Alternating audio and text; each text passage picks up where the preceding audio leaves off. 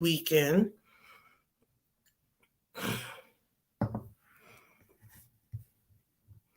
And it seems like Facebook is giving me the problem with going live this morning. But you know what? That's okay. We're just going to go ahead and do what we got to do. They can catch the replay later. Contractors chatter is that up-leveled conversation around government contracting. We discuss appropriations, legislation. We discuss the upcoming rules, industry trends. We discuss everything that a government contractor needs to know and understand in order to be successful in government contracting. My name is Luciana Turner, and I am the founder of the LT&A Consulting Group and the LT&A Contractors Training Center. I have 20 plus years experience in government contracting. Excuse me, I'm getting a little comfortable. 20 plus years experience in government contracting, predominantly in compliance. I did interfacing with DCAA, Department of Labor, a little bit with in that office name just went out my head for a second, and I'll remember it and come and tell you about it. But I did compliance audits, I did disclosure statements, I did incurred cost submissions, I did classified audits. I'm being silly this morning, don't mind me. Excuse me, I'm still drinking my cup of coffee this morning. Got a little bit of a late start and didn't get my first cup out the way. But yeah, that's what my encompassing experience of government contracting. I actually spent some time on project.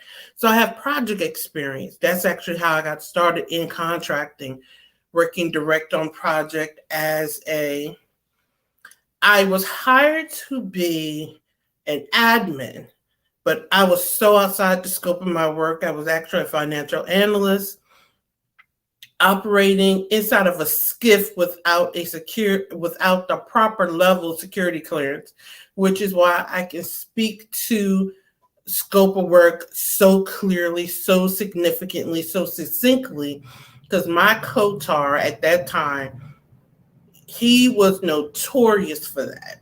I mean, he was just notorious for it, and that's just because he didn't want to pay for my experience at that clearance level with that scope of work. So he was trying to pull a fast one, but hey, go figure. I'll tell that story a little later. But today, I want to do a little bit of an opinion piece. I had a conversation with someone a couple of days ago, and it kind of set me into a tailspin. And I know that wasn't the intent of the conversation, but it sent me into a tailspin because I really sat down and I had to say, what is it that I'm saying or not saying that's not landing with the audience? And I had a coming to Jesus moment, pardon the pun for those who aren't believers, and for those who are, you can walk with me clearly. That is not what I'm not saying, is what's not being understood.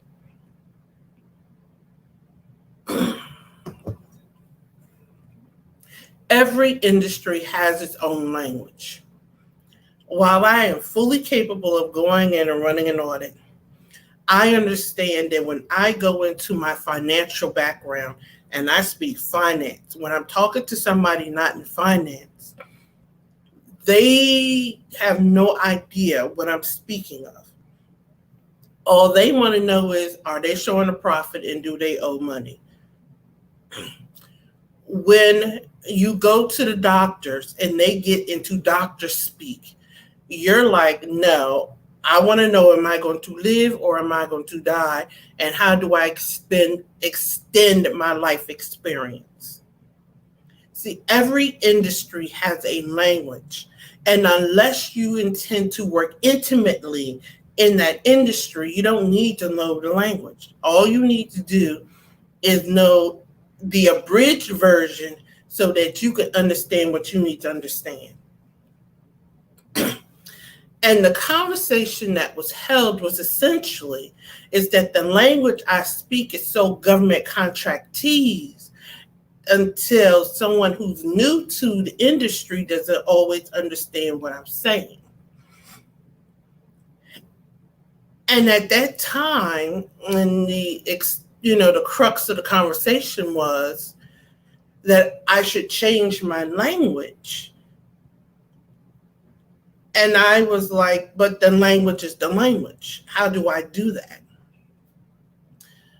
So I was talking with other people that work in the industry, and then I kind of sat in quiet contemplation with it. And I came with this thought. And I use this phrase a lot. And some people get offended, and if you choose to be offended, then I'm not for you, and my voice is not for you. If you intend to pursue government contracting with any intentionality, you must become familiar with the language. So I do not need to change my language. You need to learn the language of the industry you're seeking to do business in. That's just what it is. See, when you walk into the conversation with a government contractor and they're talking teaming agreements and they're talking novations and they're talking, I don't know why people want to send me messages and they see I'm on live, and they're talking contract modifications, they're not going to stop and break out a dictionary for you. They intend or they expect that a government contractor is going to, at bare minimum, understand these terms. So you cannot tell this contracting officer who is trying to award you a X number of dollar contract, I don't understand you, you need to change your language. See, that's what Chatter is for. Chatter is here to assist you with understanding the language and to become familiar with the language of the industry so that you can learn and adapt and become accustomed to it. When I came into the industry, I was sitting in rooms with 40-year veterans to my 6 months, 1 year. And they were using terminology. And I'll never forget, I was sitting there with the deer in the headlight look, apparently. And one of my coworkers stopped the conversation and told me, honey, you need to catch up, and you need to catch up quickly because we're not about to stop it, and kept the conversation going. And I learned how to put on a poker face after that day. But I also learned I had to adapt. Now, I was in a situation that was just awesome. And I came into government contracting working with a contracting company that was undergoing a major merger under orders by DOJ to do a restructure. So I learned things that it would have taken 20, 30 years for people to learn. And I am so grateful that I sat in a room with people with the experience that they had, and I was in that time frame. But one of the things I did learn was I was entering a new world, so I had to learn that language, and I had to learn it expeditiously. And I'm providing a platform so that you don't have to learn it expeditiously, but you can learn it succinctly and clearly. Far too often, it is easy, to adapt a narrative that we can pick up, we can Google everything.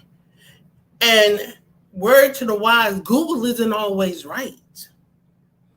But we can Google everything, or somebody is going to amend that language to meet where we are. And when you're trying to negotiate high-level contracts, And when you're trying to position yourself for teaming agreements, and when you're trying to position yourself as a power partner in government contracting to get that subcontract and then be given all of the work that is a part of the subcontracting agreement, you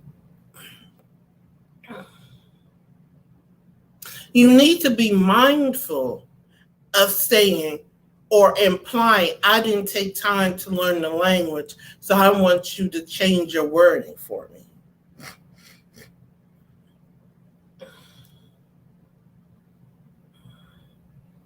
And far too often, there is this thought process of, I do not have to change. I had a conversation with a potential client, and I ended that conversation with, and I haven't heard back from him yet, but I ended the conversation with him, I need you to commit to the commitment. He didn't want to spend the money to hire an expert to do something. He wanted to play Baghdad flea market and barter exchange, and that's not how it works.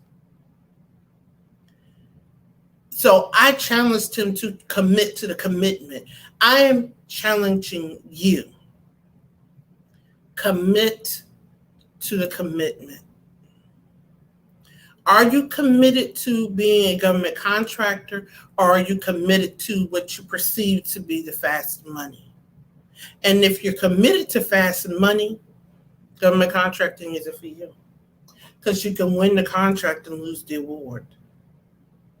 Not knowing is never a reason for failing to adhere to the rules of engagement. And too many people, and this is why I started my company, too many people are entering government contracting, not understanding the compliance aspect of it, not fully establishing a compliant company. And when I use compliance, I am talking about what it is to be contracting ready, what it is to build a contracting compliant platform, and what it is to stay compliant. And I'm using compliant consistently because I want you to get that ingrained in your soul. Compliant is doing what you say you're going to do consistently, and then I should be able to go into your system and prove that you're doing it. Compliance is adhering to the rules and regulations within the industry that you are operating in, and I should be able to go into your policies and procedures to see that you're doing it, and then go into your system to prove that you're doing it. That is compliance. And it all starts with your readiness.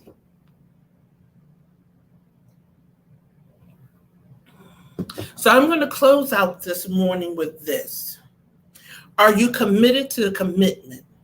And part of that commitment is learning your industry.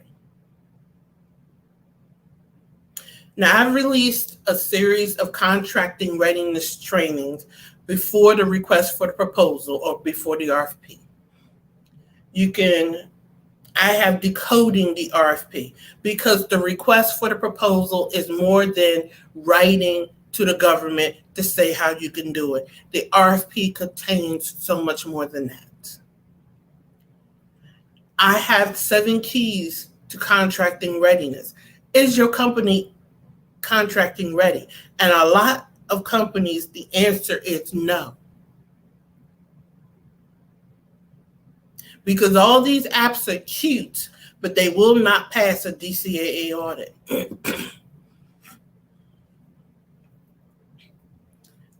Is your IT, do you have an IT system? Is it IT compliant? Because the government modernization that's coming through has put new requirements on government contractors. It's on the federal level this year, but I'm telling you, next year, FY 2023, expect the states to come out with it. And you're either going to get on board now, or you're going to lose your contracts next year. I'm even go here. I'm going to take it a step higher. There are companies that exist solely to steal other companies' identities. So if for no other reason, you should be compliant to maintain the integrity of your business. But that's part of 7 keys to contracting readiness. Do you understand the industry? See, these are the things we're talking about in before the RFP. So before or congruent with pursuing the opportunity, you should need to know what's going on before the RFP. So I'm going to close out this morning with this. What is the point in winning the contract when you can lose the award? I'm Luciana Turner. I'm your host for Contracting's Chatter. I will see you Wednesday morning at 7:30 a.m. Eastern Standard Time, where we will jump back into the conversation around legislation and the president is going to be submitting the FY 2023 budget within a couple of weeks, and we're going to see what that looks like, because he's still fighting over the FY 2022 budget before Congress and Senate. We're going to see how that shakes out over the next couple of weeks as well.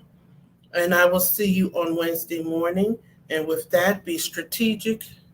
And remember, you can win the contract and lose the